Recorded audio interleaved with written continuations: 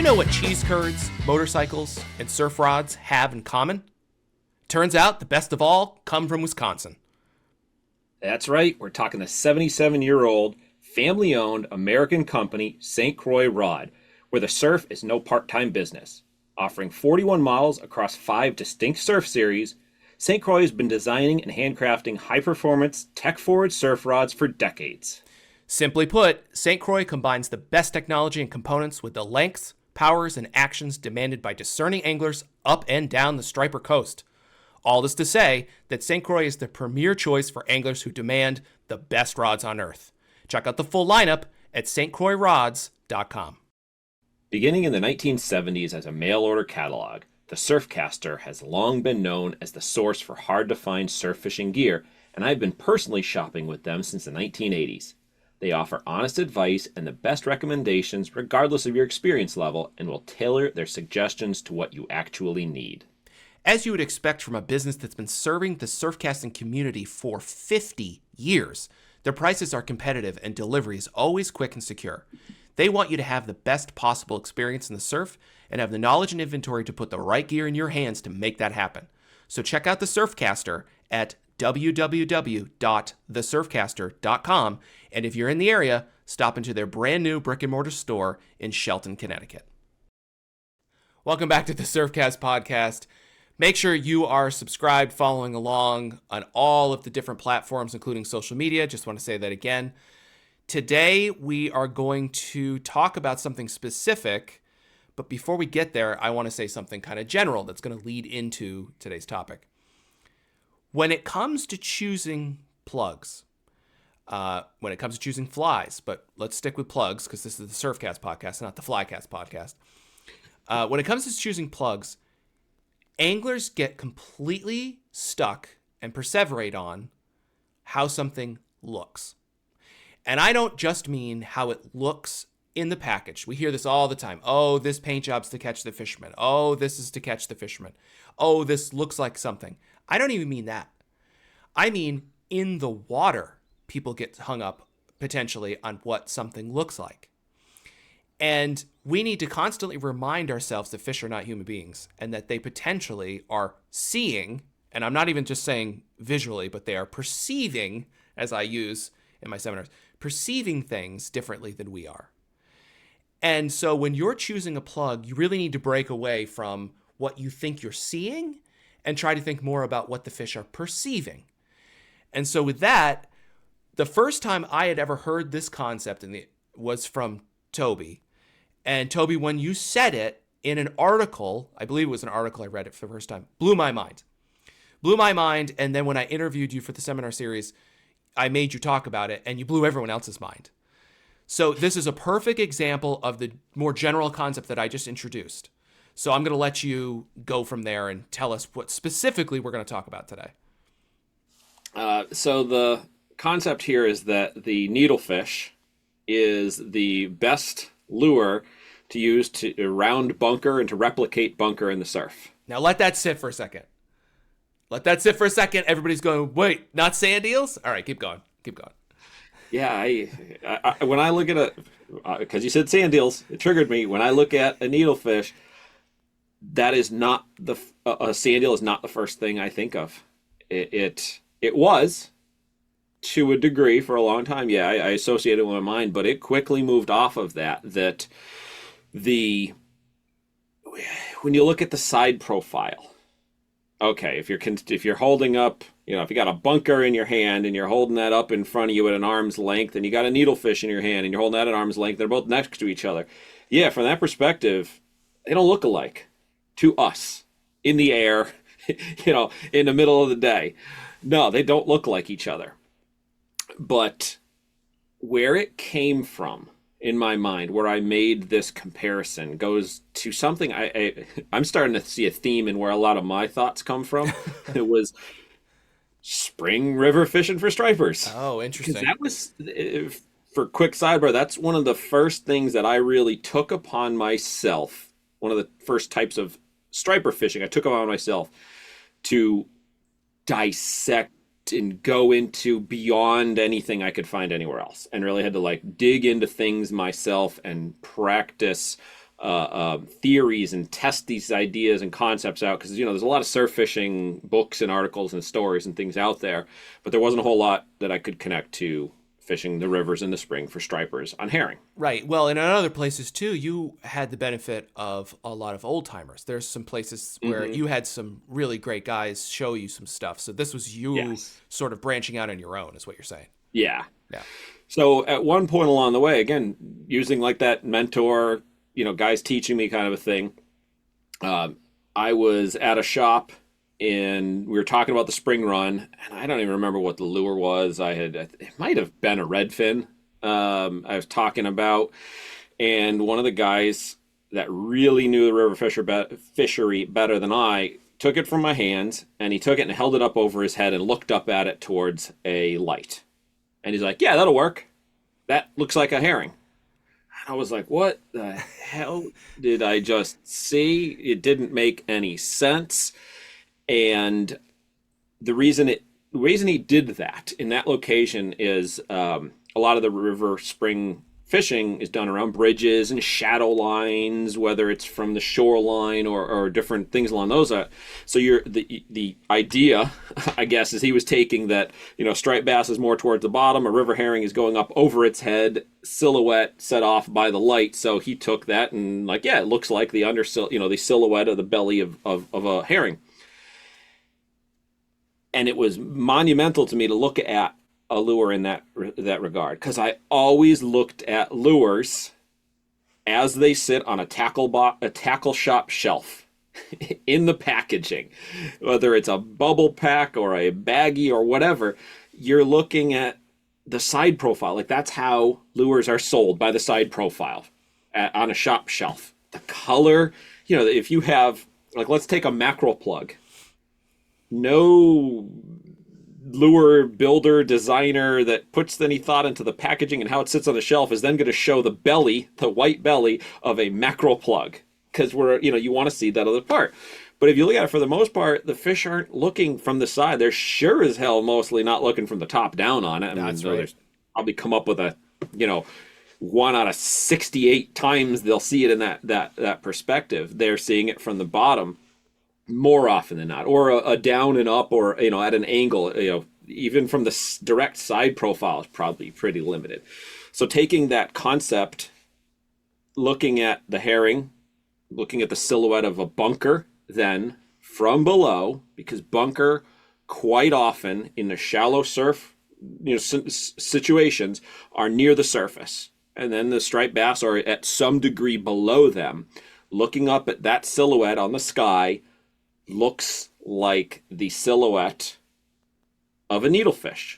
To whatever degree the striped bass is hunting with vision at any point in the equation, even if it's not their primary, even if it's, let's just say, 3% of the hunt, whatever it may be, a percentage of it, they're seeing that silhouette. And in that case, in my eyes, it's a perfect representation of that silhouette of the bunker.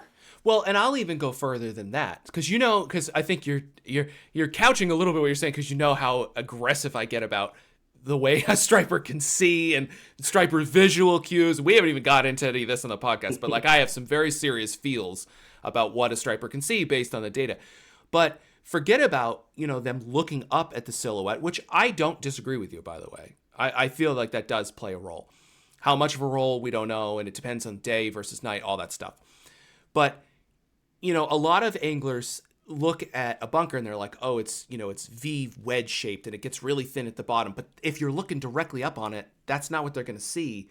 That V part gets disappeared, and it's the thickness of the shoulder they're seeing. So now, yes, they're pretty thin, but so is a needlefish. So is a needlefish pretty thin, right? And so forget about now what it sees.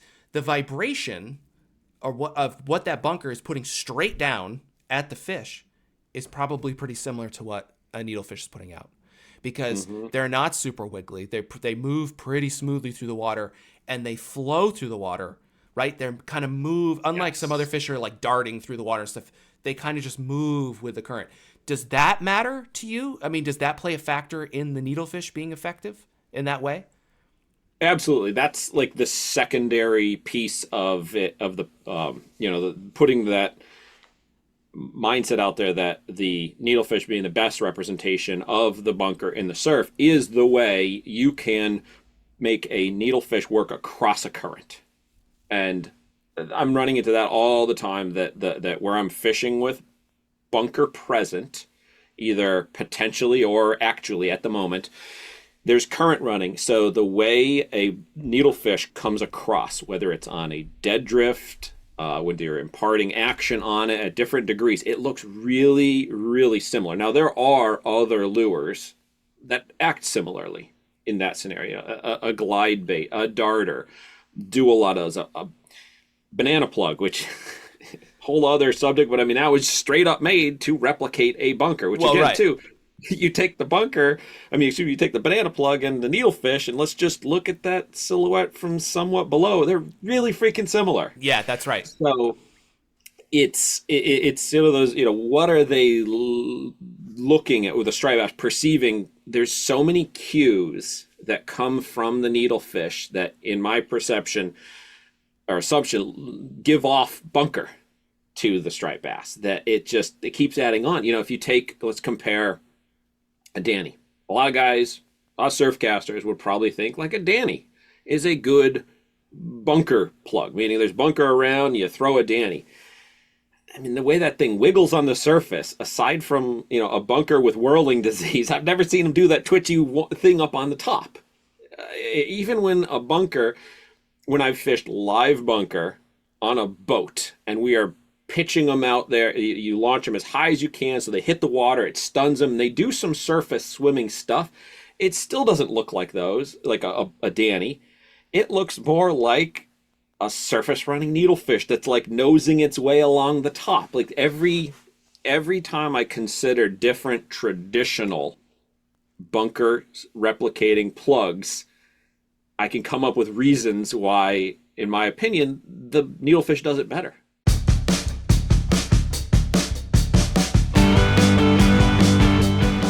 I bet if you added it up, more striped bass were caught from the surf last year on plastic swimmers than any other plug, probably even more than bucktails. The reason is simple. For generations, the plastic swimmer has proven to be a versatile, effective, and affordable fish catching machine. And that's where the new Hogy OG Swimmer comes in. Unlike most of the other modern swimmers that all look and act alike, the OG Swimmer brings together a traditional design with modern enhancements to offer anglers with a unique and highly effective swimming plug unlike anything else currently on the market. With a unique wobbling action, it moves like an injured baitfish, and it's a large profile, chunky and tubular, and measuring in at 7 inches. Plus, with a downturn line tie, the OG Swimmer stays shallow, making it ideal for surf anglers.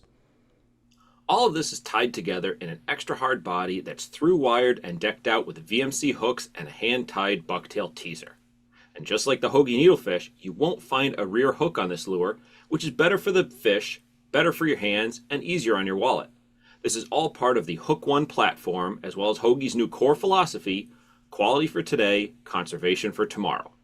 To find out more about this mission, and to pick up one of these premium OG swimmers, be sure to check out www.hogylures.com.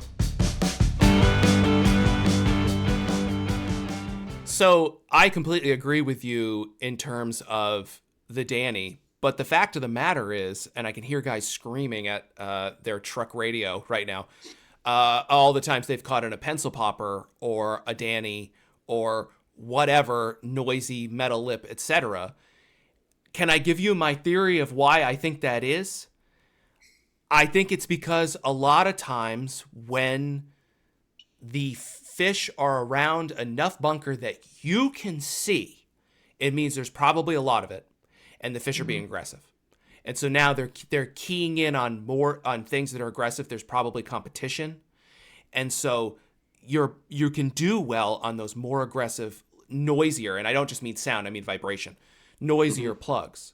But there's probably a whole lot of times, if you fish where there are bunker, where you never see them and you don't know they're there because you're in the surf and you don't have side scan radar, you don't, whatever. You don't have a scope, right? Mm-hmm. So those times when you suspect that there might be bunker, that's when the needlefish comes in. At least that's my thought process, because I know there's going to be guys and gals listening to this who are saying, well, this metal lip and that metal lip, and our good friend Shelly Karras from New Jersey, excuse me. It's too snowy outside. I can't get the north out of my mind, I guess. Anyways, New Jersey, yeah, he loves the metal lips around. And I think a lot of that often becomes, well, first of all, it's daytime. That's a huge factor. Mm-hmm. But the second thing is those fish are being really aggressive, so those aggressive plugs work. And you can see all that bunker, just loads and loads and loads of it. So I think that that's probably a huge factor in this as well. Do you also agree with that, Toby, or no? Yeah, I mean, regarding, the pencil side of it too, if you look at it, I hesitate to say obviously, but, obviously daytime pencil, if it's someone, like even take Shell's discussion on it, in the daytime, he's throwing the metal lip, let's say, on a bunker school. Well, there's a time where the bunker are outside of it, so what casts too much better than a pencil popper? Not a whole lot. So like that, I think also weighs in why I think first and foremost on an aggressive feed, they are, keying in on that aggressive action on the surface with the pencil. But it's one of the few things you can reach a great distance off the beach during the day that's at least similarly sized. Because I guess you could say, well, I could throw a little 2-inch Hopkins probably just as far. Sure, but it's not going to look, if we're going to go back to the visuals, like a bunker. Maybe they'll eat it, they'll think it's something else, etc. Other side discussion. But I think that weighs into it too, the versatility of the distance that you're going to get with the pencils. That helps to weigh in on why a lot of people jump to the pencil. I would then say in that regard, if you're a daytime person, and you run into bunker, and your initial gut is to lean to throwing a pencil, bring a needlefish. Imagine what might happen, or test it out, see what's going to happen. That you got those bunker schools that are out of ways that normally you bomb out, past the outer bar where the bunker is getting hammered. Put the needlefish in there and maybe swim it through. I've done that in some of the few times that I've been involved in daytime bunker fueled striper blitzes. I've thrown needlefish, and I haven't then thrown the needlefish and used it like a pencil. I've thrown the needlefish and used it like a needlefish in the day and done really well. I'm not, I don't recall if I did any better than I did the throwing a pencil.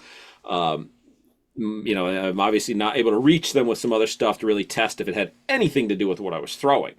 But give that a shot, and maybe we can start a movement of normalize the needlefish on the bunker. Normalize the needlefish. That's great. So, well, I mean, we were just talking to him in a recent episode too about Dave Anderson. He talks about using his needles in the canal around various different baits when everyone else is throwing Magic Swimmers, Savage Gears, and pencil poppers, because that's all that everyone has. He's throwing one of his needlefish and he's crushing fish. Now, not necessarily on bunker, but on other kinds of bait. I don't want to get into what because we'll spin off. But that's 100% daytime, and it's been very repeatable. This isn't one time or one summer or anything like that. So one of my questions I really want to make sure we get to, Toby, because we've really been focused on needlefish near or at the surface where fish are looking up at them. But I think that needlefish work just as well when they're being dredged down along the bottom. So do you agree with me? And before you go there, I'm going to say again, I think this is because at nighttime, you've lost the light, the fish are not looking at it, so they're perceiving it, and the amount of vibration, the length of it, has something to do with how it replicates bunker. Do you agree with that? So it's not just about looking up. Yeah, oh, absolutely. There's where I have an actual experience that supports that in my mind. And it was actually Jay Hasek, my fishing partner. Years back, we had a bunker bite at night. And I know it was a bunker bite at night because we would see bunker come through. And, you would literally, it was one of those rare scenarios where you would actually see in the middle of the night striped bass hammering the bunker, throwing them out of the water, exploding on them, all that. And it was a night that I took off. Jay went out, and he did really, really well we had been doing well on deep diving metal lips that he makes. And for whatever reason, he threw one of his needlefish. And what he was doing was almost like a jig. He was fishing it at the bottom, bouncing it, or just ticking across the tops of rocks, and he was hitting these bass that were, resting, staging around the rocks to, watching for the bunker to come along. And he texted me, I'm sure it was before he even, got on the highway to head home that night to explain what what had happened. And we went out, and from there we started adding in the depth, like working the depths, just like we do with deep metal lips. To now, I cycle those. When I'm working a deep spot, I'll cycle through the metal lip, the deep diving, maple metal lips, and the needlefish, because you can present them differently, the way they glide across. You can hold them down. They become more versatile in the depths than a metal lip, because the metal lips are always, you're fighting with the metal lip, you're fighting to keep it down. The needlefish, you're fighting to keep it from coming up.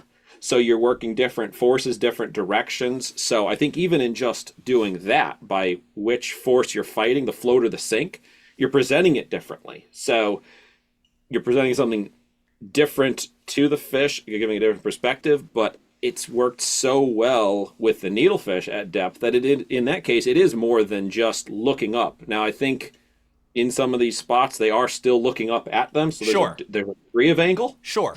But even if they're not, even if they're down at depth and that needlefish swings by to the side of them, even on a same equal plane, they're still, maybe they're not perceiving it as a bunker, but when it's a round bunker bites, it's got to be a piece of it. I think they probably are. I would argue very strongly the same argument with soft plastics, and I've made this argument as well, that are in the same size range, that they're probably, even though it looks like an eel to us, that they probably are not able to distinguish at that level of granularity potentially. Now, we know stripers can actually be pretty fussy. Daytime guys who are picking stuff at the flats, they can do crazy things. But at night like that, I feel like it's probably within the scope of their reality. And so the thing you got to be careful with stripers or tarpon or trout is that they can get so stuck on a pattern, they ignore everything else. But when fish are stuck on the bunker pattern, I don't think they're going to ignore ever, or very rare. Well, I don't want to say ever. I'm going to backtrack that a little bit. Let's back that up just a little bit, because I'm getting a little bit too far. But the needlefish is probably going to do a pretty good job at replicating it, and it's not outside that scope with that they're locked in on at all. Yeah. Right? Now, we have to make sure we say this, though. We love Super Strike. We love Super Strike plugs. Huge fans. We talk about them all the time. That's not the needlefish we're talking about. Well, the only thing I'll say to that is, for me personally, yes, I would, if I didn't have conversation that I'll mention in just a sec. For me, it was large wooden wad style needlefish.